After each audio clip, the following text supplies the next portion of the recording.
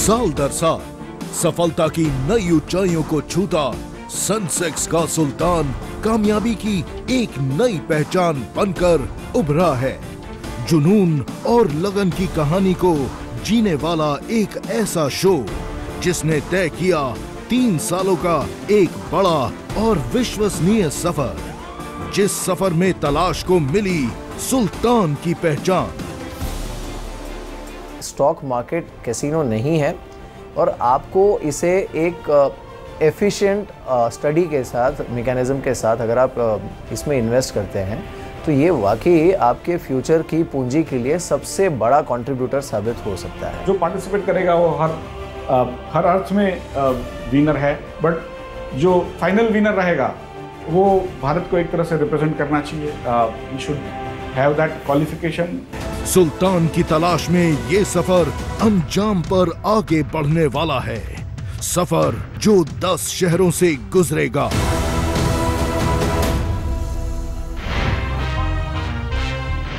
नमस्कार, आप सभी का स्वागत है सेंसेक्स का सुल्तान सीजन 4 में। Huge round of applause first of all from the city of Ahmedabad.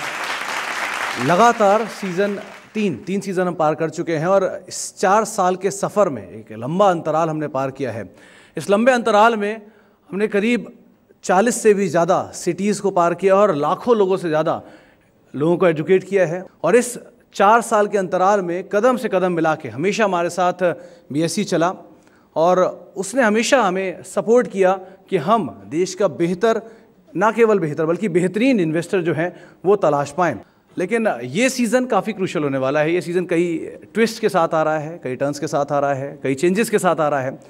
और इस सीज़न के दौरान हम इन ट्विस्ट एंड टर्न के लिए अलग अलग सिटीज़ में जाएंगे और इन अलग अलग सिटीज़ में, जिसमें अहमदाबाद है, जयपुर है, इंदौर है, राजकोट है, दिल्ली है, चंडीगढ़ है, ऐसी कई सिटीज़ से होकर फिनाले तक पहुंचेंगे। यानी BSE के रोटुंडा हॉल में जो फिनाले होगा उस तक पहुंचेंगे और वहाँ पे चुना जाएगा देश का सबसे बड़ा इन्वेस्टर।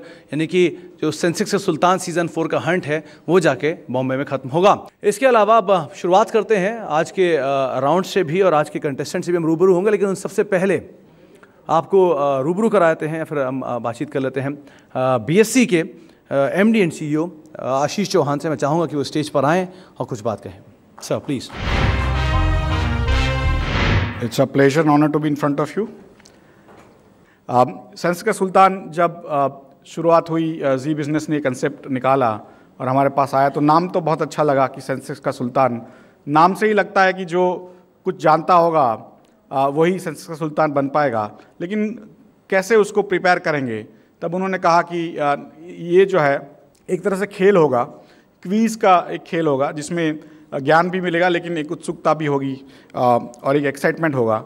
तो हमने कहा ठीक है, आप शुरुआत करिए, देखते हैं कैसा होता है। तो हमने तब से सेंसेक्स का सुल्तान का साथ दिया है। और ये सेंसेक्स जो ब्रांड है वो विश्व में, आप वॉल स्ट्रीट जर्नल पढ़ेंगे, इकोनॉमिक्स पढ़ेंगे, फाइनेंशियल टाइम्स पढ़ेंगे, कोई भी अखबार जो विश्व का सबसे बड़ा होगा, कोई भी टेलीविज़न चैनल देखें तो सेंसेक्स का नाम ही पहले आता है। तो जो सेंसेक्स का नाम BSE से जुड़ा हुआ है, सेंसेक्स BSE का इंडेक्स है, इसी की वजह से हमने कहा कि ये सेंसेक्स का सुल्तान भी ऐसा प्रोग्राम बनना चाहिए कि जो विश्व में एक्चुअली बिजनेस विश्व में सबसे बड़ा क्विज शो बन के उभरे। और मुझे आज खुशी है कि जी बिजनेस ने वो करके दिखाया है। तो मैं सब जी बिजनेस की टीम का धन्यवाद देना चाहूँगा, सुभाष चंद्र जी का भी धन्यवाद देना चाहूँगा। Thank you very much for calling me. चलिए, अभी आपने आशीष जी को सुना और अब मैं बुलाना चाहूँगा हमारे सभी पैनल के जो जजेस हैं उनको। अजय बग्गा, पूंजी, अजय शाह,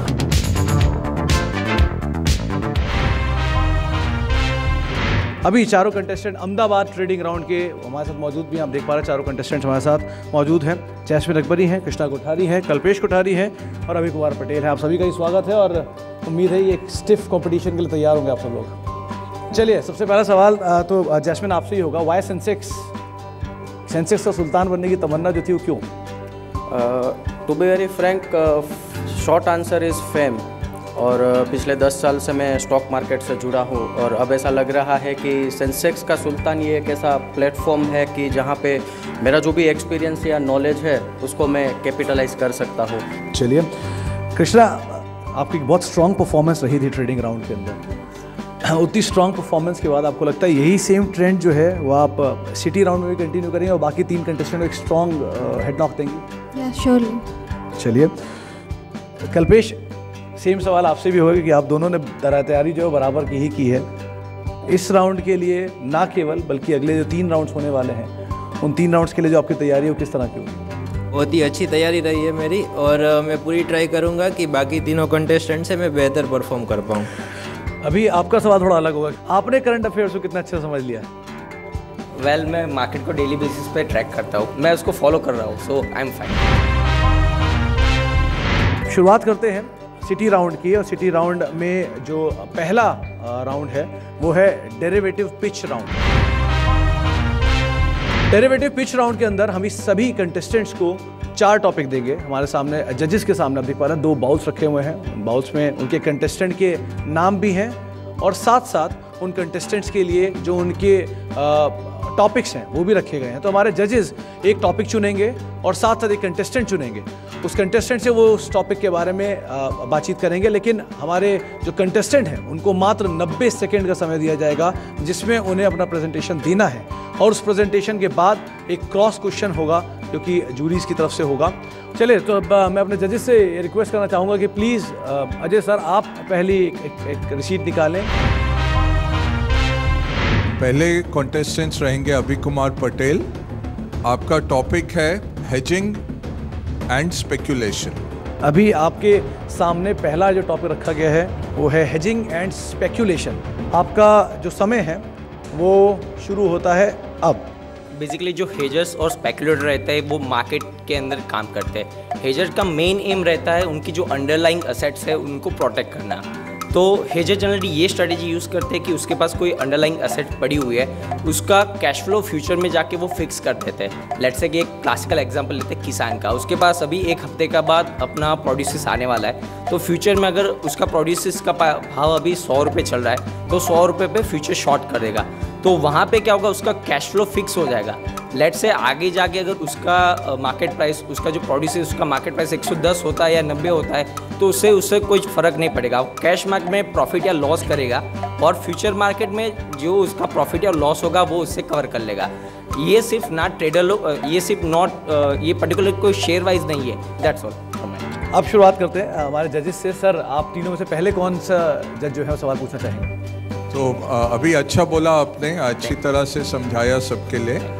अब ओपेक की मीटिंग हुई अभी रिसेंटली और वहाँ पे एक डिसीजन ली गई। तो अगर आप हेजर होते तो क्या करते और स्पेकुलेटर होते तो क्या करते? सिंपल है, अभी ओपेक की मीटिंग हुई, उसके अंदर ऑयल कट का उन्होंने डिसीजन लिया। तो इसके अंदर 2-3 चीज़ें, वेरियस इंस्ट्रूमेंट है। अगर ऑयल कट का डिसीजन आता है तो जनरली हम लोग ऐसा एक्सपेक्ट करते हैं कि मार्केट ऊपर जाएगा। तो एज अ स्पेकुलेटर मैं ऑयल की प्राइस को मैं बाय करता, क्योंकि सप्लाई गलत हो रहा है। एज अ स्पेकुलेटर मैं बाय करता। दूसरा ये चीज़ है, अगर मैं हेजर होता है, जैसे कि मेरा एयरलाइन का शेयर है और मैं एयरलाइन का शेयर, तो मैं ऑयल उसका पहले से उसका शॉर्ट करके रखता, ताकि अगर लेट से उसका मैं लॉन्ग करके रखता। मेरा एयरलाइन में चला रहा हूँ तो मैं ऑयल का लॉन्ग करके रखता। तो ये हेजिंग और स्पेकुलेट। बट भारतीय सरकार आपके साथ नहीं चलती है। उन्होंने पेट्रोल की कीमत बढ़ाई, डीजल घटाई और एविएशन फ्यूल की कीमत घटा दी। तो आपकी स्ट्रैटेजी रॉन्ग हो जाती फिर अभी। राइट। उन्हें भी देख लिया कि पहला राउंड कितना टफ होने वाला, बाकी 3 कंटेस्टेंट की सिचुएशन तो अब दिखाई पड़ रही है जैसे जैसे ये राउंड आगे बढ़ रहा है। चलिए, अब मैं दूसरे जज से चाहूँगा कि वो प्लीज़ एक नाम निकालें और एक टॉपिक जो कि हमारे अगले कंटेस्टेंट को मिलने वाला है। Jasmine Akbari, American and European options. चलिए, तो जो सवाल है वो अमेरिकन। ये सब्जेक्ट शुरू होने से पहले ही ख़त्म हो जाएगा। ओके, चलिए शुरुआत करते हैं। सब्जेक्ट छोटा है लेकिन सवाल बहुत लंबे लंबे आएंगे उसके ऊपर। शुरुआत करिए, आपका समय जो शुरू होता है अब। अमेरिकन ऑप्शन या यूरोपियन ऑप्शन की अगर हम बात करें तो वो स्ट्राइक और एक्सपायरी के नज़रिए से दोनों सेम होते हैं, लेकिन उसमें एक जो मेजर डिफरेंस रहता है वो होता है कि एक्सरसाइजिंग राइट्स जो है वो डिफ़र करता है। अमेरिकन ऑप्शन में एक्सरसाइज करने के लिए एक्सपायरी से पहले कभी भी ऑप्शन बायर वो एक्सरसाइज कर सकता है अपना राइट्स, लेकिन यूरोपियन ऑप्शन में वो सिर्फ एक्सपायरी पर ही अपना राइट एक्सरसाइज कर सकता है। और इन पे से एक चीज़ ये भी क्लियर होती है कि यूरोपियन ऑप्शन राइटर जो होता है उसके पास अच्छा प्लान और हेज करने के लिए प्रॉपर टाइम रहता है और वो कर पाता है, जो कि वो अमेरिकन ऑप्शन में नहीं हो पाता है, क्योंकि अमेरिकन ऑप्शन बायर जो है वो कभी भी एक्सरसाइज कर सकता है। प्रैक्टिकली अगर देखने जाए तो यूरोपियन ऑप्शन से अमेरिकन ऑप्शन की प्राइसेस स्लाइटली हायर होती है, क्योंकि वहाँ पे एक्सरसाइजिंग की एक अनसर्टेनिटी होती है।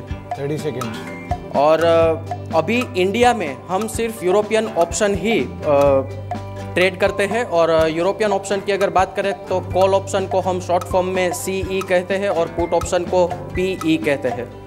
10 सेकेंड। That's it. चलिए, तो मिस्टर मेहता, मैं आपको ही देख रहा था उस टाइम जब शुरुआत हुआ टॉपिक का, आप कुछ पूछने में इंटरेस्टेड थे तभी से, क्या ऐड करना चाहेंगे? जैस्मिन, टॉपिक आपका तो बहुत आसान था, अच्छी तरह से समझाया आपने, बट दोनों के both European and American options में प्राइसिंग का किस तरह से कैलकुलेशन एग्जैक्टली होता है, आप मुझे एक एग्जांपल से बताएंगे? Give me one for European and one for American. No sir, I am not getting your question. How do you price the options? How do price the options? आपने कहा American options में premium थोड़ा ज़्यादा होता है, but is there a formula for pricing either of American options और of European options? Okay, there is a Black-Scholes model to price theoretical value of any option, either American or European. So let me share with you. Generally, American में ये formula नहीं use होता है. Black-Scholes is used more for European options because, as you yourself said, उसमें एक so pricing is done by a formula. American में generally नहीं होता है. Can you highlight a bit किस तरह से ब्लैक-शोल्स मॉडल का कैलकुलेशन करते हैं, pricing mechanism, which are the factors that are considered, और किस तरह से प्राइसिंग होता है? यूरोपियन ऑप्शन प्राइसिंग में जो ब्लैक-स्कोल मॉडल यूज़ होता है उसके अंदर हम strike price, that is strike price plus spot price plus settlement price, volatility और इंटरेस्ट रेट, ये सब चीज़ों को ध्यान में रख के ऑप्शन का प्राइसिंग करते हैं। इसमें टाइम वैल्यू कहाँ पे आया? Is time value also included in this? हाँ, that is time to expiry.